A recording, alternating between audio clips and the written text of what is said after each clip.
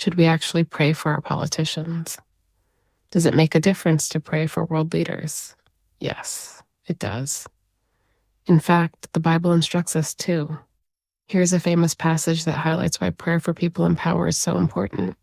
I urge then, first of all, that petitions, prayers, intercession, and thanksgiving be made for all people, for kings and all those in authority, that we may live peaceful and quiet lives in all godliness and holiness. This is good and pleases God our Savior, who wants all people to be saved and to come to a knowledge of the truth. But we're asked to pray, especially for the people that we don't like or even hate. Jesus says as much in Matthew 5, 5.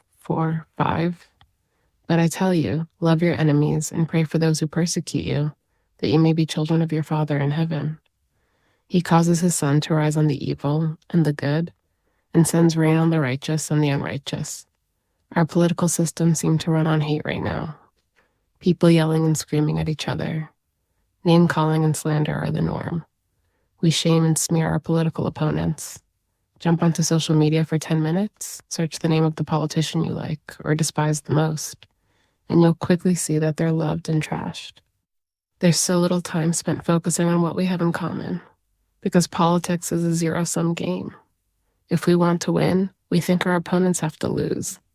But that's not how God's kingdom works. And, newsflash, if you're a believer, you're living in God's world and need to live according to his way. What would happen if we took 1 minute every day to simply pray for the people in politics? People we tend to love or despise. What if we stopped doom scrolling for 1 minute and prayed a prayer of blessing over our country or city, over our president or prime minister, over our governor or premier, over the people on our city or town's council, the people leading our schools, the elected officials we tend to criticize? If we change nothing else of our online habits except this 1 minute of prayer, how would that change our hearts and the world? Pray God's will to be done. Pray prayers of blessing, not judgment or hellfire on our enemies, but mercy and grace.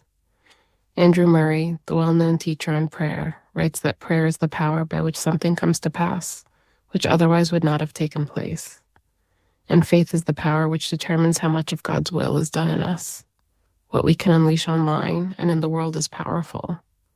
We can bring life or death, blessing and curses through our own words. Unleash some peace and hope today in your community and in your political reality by taking a minute to pray.